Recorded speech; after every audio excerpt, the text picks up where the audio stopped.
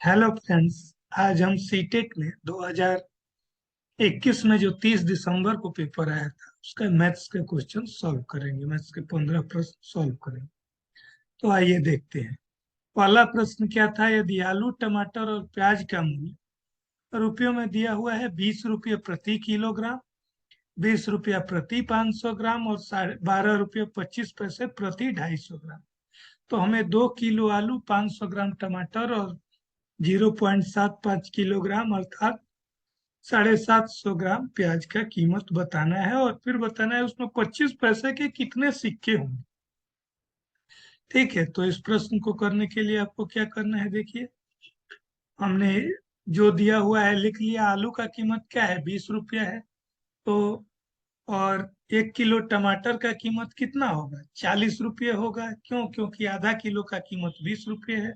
तो 1 किलो का दोगुना कर देंगे। 1 किलो प्याज का कीमत कितना होगा? 250 ग्राम प्याज का कीमत है 12 रुपये 50 पैसे। तो 1 किलो का निकालने के लिए क्या करेंगे? 4 से गुना करेंगे। 4 से किसी भी चीज का अगर 250 ग्राम का कीमत दिया हो, 1 किलो निकालना है, क्या करेंगे? 4 से गुना करेंगे, क्योंकि 1 किलोग्राम में 1000 ग्राम होता है। तो 250 ग्राम गुने 4 बराबर 1000। तो 1 किलो प्याज का कीमत होगा 12.5 और गुने 4 बराबर 49 रुपया। अब हमें क्या निकालना है? 2 किलो आलू हमने खरीदा है, तो 2 किलो आलू का कीमत 20 दूना 40 होगा। आगे देखिए, आधा किलो टमाटर का कीमत कितना होगा? 1 किलो का 40 था, तो आधा किलो का 40/2 20 होगा। 0.75 किलो प्याज का कीमत कितना होगा? प्याज का कीमत किलो का है 49 रुपये, तो 0.75 किलो का 0.75 से गुना कर देंगे। 2 अंक पहले दशमलव लगा देंगे, ये आएगा 3675। कुल कीमत तीनों जोड़ने पे आ गया 9675। अब हमें मालूम है कि 1 रुपया में 4 चौवन्नी अर्थात 4 25 पैसे के सिक्के होते हैं। तो 96 रुपये 75 पैसे में कितने 25 पैसे के सिक्के होंगे? हमें इसमें 4 से गुना करेंगे। तो ये गुना करने पे हमारा वैल्यू आएगा 387। ठीक है, तो हमारा ऑप्शन एक हो जाएगा। अगले देखिए, अगले जो दो प्रश्न है इसमें आपको एन देख के कंफ्यूज नहीं होना है। सीधे क्या करना है आपको? पहला देखिए प्रश्न क्या कर रहा है। कह रहा है एन एक प्राकृत संख्या है। प्राकृत संख्या 2 3 4 5 6 ऐसे इनफाइनाइट तक प्राकृत संख्या है। एन कोई भी प्राकृत संख्या है। तो कह रहा है इनमें से सबसे छोटी संख्या कौन सी होगी, किसका मान सबसे छोटा होगा? तो इसके लिए सबसे आसान तरीका है, आप एन का मान कुछ भी मान लीजिए, 5 10 20 कुछ भी मान लीजिए और ऑप्शन में से देख लीजिए कि किसका वैल्यू सबसे कम आ रहा है। तो जैसे देखिए, वही मैंने लिखा हुआ है। मान लिया हमने n बराबर 10, तो पहला ऑप्शन क्या था? n/2, 10/2 5। दूसरा n गुने 0.7, 10 गुने 0.7 7। तीसरा n भागा 1/1.2, तो 10/1.2।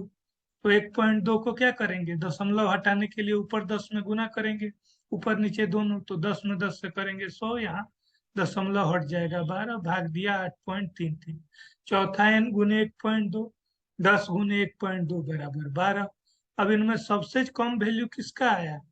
5 आया है, मतलब n/2 का। तो n/2 जो होगा वो सबसे छोटी संख्या होगी। पहला ऑप्शन हो जाएगा। आगे देखिए, आगे क्या कर रहा है? 257 के द्विआधारी प्रस्तुतिकरण। द्विआधारी का मतलब क्या होगा? दो का पावर कितना होगा? दो का पावर में अगर उसको लिखें इस संख्या को, तो कुल कितने अंक हो?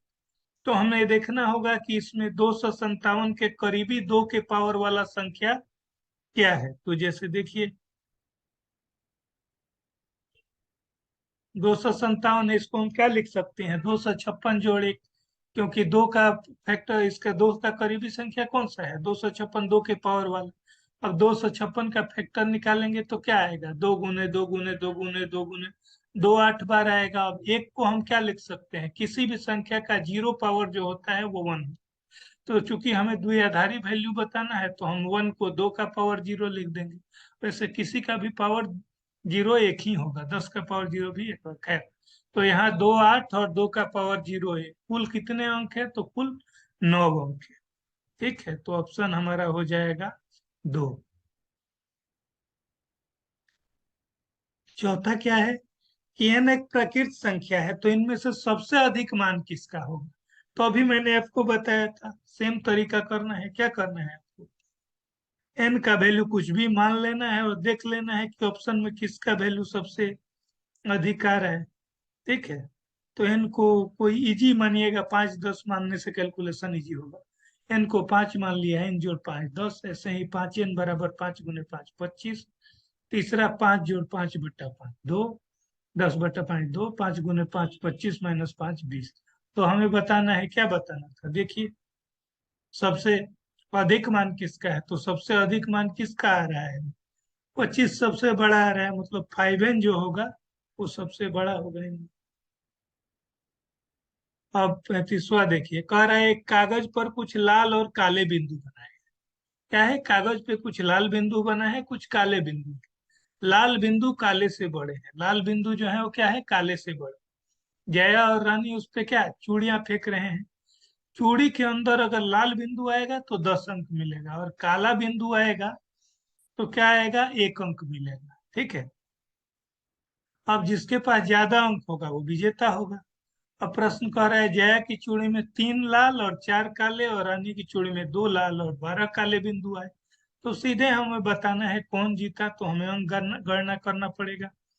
देखिए क्या करना है, लाल बिंदु आने पर 10 मिलते हैं अंक, काला आने पर 1 अंक। तो जया के बिंदु 3 लाल और 4 काले हैं, तो 1 लाल पे 10 है, तो 3 लाल पे 3 गुने 10 30, और 4 काला पे 1 है, तो 4 गुने 1 34। रानी के बिंदु कितने हैं, वो 2 लाल और 12 काला है, तो इनके अंक कितने हो गए, 2 गुने 10 20 जोड़ 12 गुने 1 32। तो कुल ये कितना हो गया, 34 आ रहा है। पहला जया का 34 आ रहा है, रानी का 32, तो स्वाभाविक है जया का ज्यादा है, तो वही हम लिख देंगे जया की, क्योंकि उसे रानी से ज्यादा। ऑप्शन 1 हो जाएगा। अब अगला देखिए, अगला क्या कह रहा है, अगला सीधा प्रश्न है। 36 54 और 60 का लघुत्तम और उच्चतम उभयनिष्ठ गुणनखंड मतलब महत्तम, वो लघुत्तम और महत्तम दोनों का निकाल देना है और अंतर बता देना है। तो सीधी हम क्या करते हैं, 36 54 और 60 का लघुत्तम निकालेंगे। लघुत्तम जैसे निकालते हैं आपको पता है, यहाँ दिया हुआ है। लघुत्तम निकालेंगे ये 540 आएगा, महत्तम निकालेंगे तो ये कितना आएगा, 6 आ रहा है।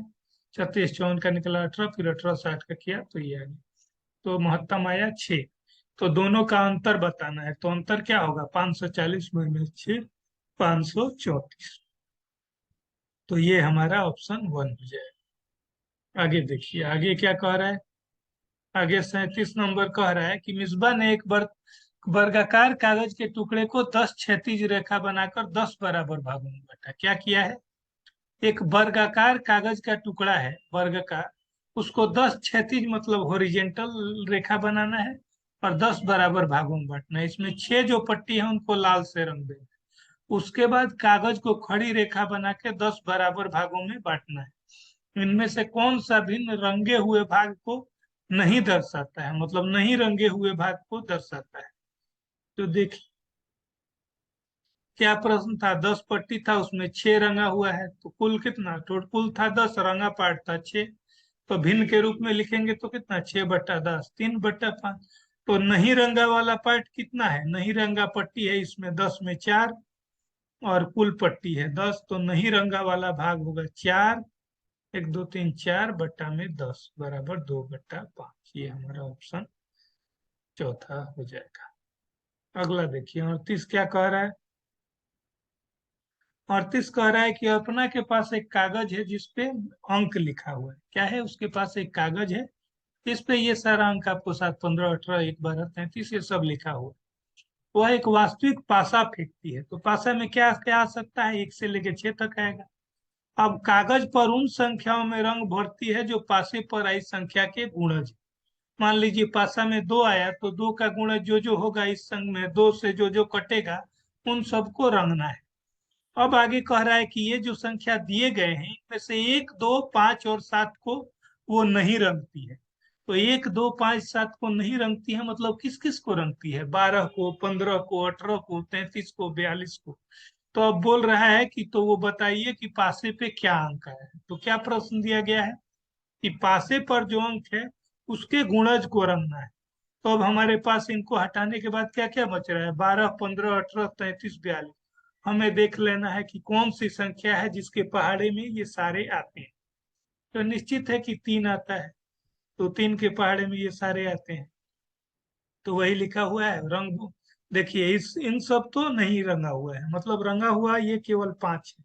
अब पासे पे ये सारा अंक आ सकता है, लेकिन वो केवल किसको रंग रही है, 12, 15, 18, 33 और 42 को, मतलब इसी का गुणज कोई संख्या आएगा। तो 1, 2, 3, 4, 5, 6 में कौन सा संख्या होगा जिसके पहाड़े में ये सारा आएगा। अब भाग करके देखेंगे तो पता चलेगा 3 ही एकमात्र संख्या है जिसके पहाड़े में ये सारा आएगा। तो हमारा उत्तर जो होगा वो क्या होगा, ऑप्शन 3 पे 3 ही है, तो ऑप्शन 3 है। अगला संख्या क्या है, कह रहा है कि अरीबा ने जमीन पर एक वृत्त बनाने के लिए कीलों और धागे का इस्तेमाल किया। क्या किया, जमीन पर वृत्त बनाने के लिए कीलों और धागों का। रस्सी कितना मीटर लंबा लिया, 5 मीटर, और दोनों छोर पे कील पे बांध दिया। एक छोर जमीन पर गाड़ा और उसे पकड़ी रही, और दूसरा छोर आयन को वृत्त बनाने के लिए। एक छोर को फिक्स कर रहे हैं, फिक्स कर दिया मतलब वो सेंटर है, और उसी के इर्द गिर्द चारों ओर बनाया जा रहा है, मतलब वो हमारा क्या है, वृत्त का त्रिज्या है। अयान ने भी सेम किया है 3 मीटर का, मतलब हमारे पास वृत्त का त्रिज्या दिया। वृत्त का त्रिज्या, एक वृत्त का त्रिज्या 5 है, दूसरे वृत्त का त्रिज्या 3 है। अब इन दोनों वृत्त के क्षेत्रफल का अनुपात बताना है, तो सीधा सा प्रश्न है, हम क्या करेंगे, क्षेत्रफल वृत्त का पाई आर स्क्वायर, पाई गुने 5 स्क्वायर डिवाइडेड बाई अनुपात मतलब भाग, बट्टा पाई गुने 3 स्क्वायर। तो ये कितना, पाई गुने 25 बट्टा पाई गुने 9। तो पाई पाई कट गया, 25/9 मतलब 25:9 हमारा उत्तर होगा। अगला प्रश्न देखिए, अगला प्रश्न क्या है, विद्यार्थियों की एक पंक्ति में जब राकेश को 3 स्थान बाईं ओर स्थानांतरित किया गया, तो उसका स्थान बाईं ओर से 7वां हो गया। क्या हो गया, उसका स्थान बाईं ओर से 7वां हो गया। 3 स्थान बाएं करने पे उसका स्थान बाईं ओर से 7वां हो गया, मतलब वो पहले कितना स्थान पे होगा, 7 और 3 10, बाएं ओर से 10वें स्थान पे होगा। अब कुल विद्यार्थी कितने हैं, 17, तो हमें बाएं से नहीं दाहिने ओर से उसका स्थिति बताना है। तो इस तरह के प्रश्न में हम क्या करते हैं, सीधा सा प्रश्न है, 3 स्थान बाएं होने पर उसका स्थान 7वां, मतलब पहले वो 10वें स्थान पर था। तो अगर हमारे दाहिने ओर से उसका स्थान बताना होगा, तो हम कुल जितने बच्चे हैं उसमें से बाएं ओर का जो है उस स्थान घटा के और एक जोड़ देते हैं, क्योंकि वो दोनों ओर से काउंट करने पे बीच में आएगा। तो इस तरह के सारे प्रश्न में क्या करना है, जो कुल है संख्या और बाएं ओर से घटाने पे 10वां स्थान है तो उसको घटा लेंगे, 17 में से 10 गया 7, और एक हर प्रश्न में ऐसे जोड़ देना है। तो 8वां होगा, उसका स्थान क्या होगा, 8वां होगा, ऑप्शन 2 हो जाएगा। अगला प्रश्न क्या है देखिए, कह रहा है वर्ग इकाई के कागज के एक कोने से एक 4 वर्ग इकाई के, एक वर्ग है जिसका भुजा 4 है, उसमें से एक वर्ग इकाई का टुकड़ा काट लिया जाता है। ठीक है, एक भुजा 1 मीटर में या सेंटीमीटर जो भी होगा, एक इकाई का भुजा काट लिया जाता है। अब इसमें हमें क्या बताना है कि क्या होगा, बचे हुए कागज का परिमाप वास्तविक कागज से अधिक होगा, या क्षेत्रफल अधिक होगा, या परिमाप में कोई बदलाव नहीं होगा, या क्षेत्रफल में कोई बदलाव नहीं होगा। तो देखिए ये इस तरह का स्थिति है, 4 सेंटीमीटर का या 4 यूनिट का जो भी मान, ये भुजा है। अब इसमें से हम क्या कर रहे हैं, 1 सेंटीमीटर भुजा का एक वर्ग काट ले रहे हैं। तो 1 सेंटीमीटर का भुजा का वर्ग हमने काट लिया, अब हम परिमाप देखेंगे तो क्या होगा, 4 ये हो गया, 4 ये, इधर तो कुछ कट नहीं रहा है, 8 होगा। इधर 1 सेंटीमीटर काटा है, कुल था 4, उसमें से एक कट गया है मतलब 3, 4 4 8 3 11। ठीक है, और एक ये भुजा है, 1 सेंटीमीटर का भुजा का वर्ग कटा है, तो एक और एक 2, 11 2 13, और ये कुल 4 था, एक कटा हुआ है, तो 13 और 3 16, मतलब इसका भी परिमाप 16 है। तो दोनों का परिमाप क्या आ रहा है, 16 आ रहा है, मतलब परिमाप सेम रहेगा। तो हमारा ऑप्शन 3 होगा, परिमाप में कोई बदलाव नहीं होगा। अगला प्रश्न सीधा सा है, ऑप्शन से चेक करना है, कह रहा है खेल दिवस के मौके पर नींबू पानी बनाया गया है और 15 लीटर की बाल्टी में भर कर रखा गया है। ठीक है, 15 मीटर के बाल्टी में रखा गया है। नींबू पानी बांटने के लिए क्या किया गया, दो तरह का गिलास उपयोग किया गया, एक 100 मिलीलीटर का, दूसरा 150 मिलीलीटर का, और सारा नींबू पानी मतलब पूरा 15 लीटर बांट दिया गया। ठीक है, तो अब हमें इसमें से बताना है कि कौन से गिलासों की संख्या का जोड़ा आने की संभावना नहीं है। ठीक है, हमें ये बताना है कि कौन सा गिलासों की संख्या का जोड़ा नहीं है। तो हमें चेक करना है, ये कितना है, ये है हमारा 60। 60 है, 60 गिलास है 100 ml वाला, और 150 ml वाला भी 60 गिलास। तो इसका माप कितना हो जाएगा, 100 ml का 60 गिलास का धारिता कितना होगा, 100 × 60 बराबर 6 हजार मिलीलीटर मतलब 6 लीटर। और ऐसे ही 150 × 60 बराबर 9 हजार बराबर 9, ये ऐसे ही तो 6 और 9 15 लीटर। तो इसी तरह से हमें चारों ऑप्शन निकालना है, देखना है किस किस में 15 नहीं आ रहा है, हमें बताना है कौन सा नहीं हो। तो सीधा 60 गिलास ए है, 60 गिलास बी है, 100 ml धारिता है, 60 × 100 जोड़ 60 × 150 बराबर 6 हजार जोड़ 9 हजार 15 हजार ml। 1 हजार ml बराबर 1 लीटर, तो ये आ गया 15 ml। ऐसे ही दूसरा तीसरा चौथा सारा ऑप्शन जो जो दिया है गुना करेंगे। चौथे ऑप्शन में है, देखेंगे कि 15 हजार नहीं आके 15,500 आ रहा है, तो यही ऑप्शन हमारा नहीं होगा। पूछ रहा है कौन सा गिलासों का जोड़ा नहीं आएगा, तो ये हमारा ऑप्शन 4 हो जाए। ठीक है, आगे देखिए आगे क्या कह रहा है। आगे कह रहा है रिजू की बस सुबह 6:40 में चलती है, उसके घर से बस स्टॉप तक पहुंचने में 10 मिनट। ठीक है, बस स्टॉप पहुंचने में कितना देर लग रहा है, 10 मिनट। यात्रा करने के दिन से पहले उसे 7 घंटे की नींद चाहिए, उसको क्या चाहिए, 7 घंटे की नींद चाहिए। उठने के बाद उसे तैयार होने में आधा घंटा लगता है। वह अगर समय से पहुंचना चाहता है तो पिछले दिन उसे कितने बजे सोना पड़ेगा। तो इधर सीधे स्टेप वाइज घटाते जाएंगे। 6:40 बजे बस खुलता है, लेकिन उसको घर से बस स्टॉप जाना पड़ता है, मतलब उसे 10 मिनट पहले निकलना पड़ेगा, तो 6:40 में 10 मिनट घटाएंगे। 6:30 में उसे घर से निकलना पड़ेगा, अब उसे तैयार होने में आधा घंटा लगता है, मतलब 6:30 में अगर उसको जाना है तो उसको आधा घंटा पहले मतलब 6 बजे रेडी हो जाना पड़े, उठ जाना पड़ेगा।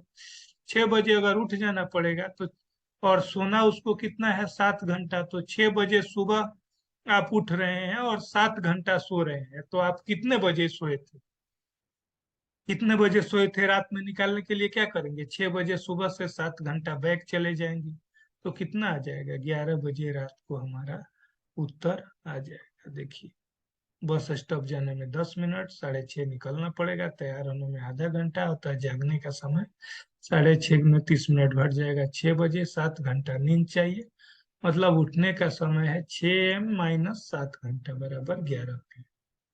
ठीक है, अब अगला अगला क्या है देखिए, अगला प्रश्न है,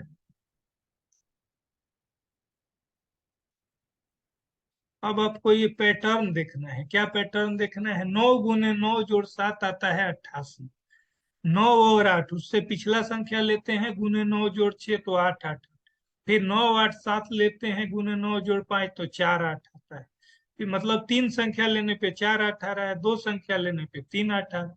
तो ऐसे ही अगर 9 8 7 6 लेंगे, 4 संख्या लेंगे तो इधर 5 8 आएगा। इधर कितना संख्या है गिनिए, 9 8 7 6 5, टोटल 5 संख्या लेने पे 6 8 आएगा। ठीक है, तो 6 8 वाला हमारा ऑप्शन एक हो जाएगा। यही इधर दिखाया गया है, देखिए इस हिसाब से देख रहे हैं क्या आ रहा है। 9 8 7 6 अगर 4 अंक लेंगे तो 5 जीरो आएगा, लेकिन हमें कितना लेना है, 9 8 7 6 5 लेना है, तो ये कितना आएगा, इधर 5 संख्या है तो इधर 6 8 आएगा, एक एक बढ़ रहा है, तो वो हमारा ऑप्शन एक हो जाएगा।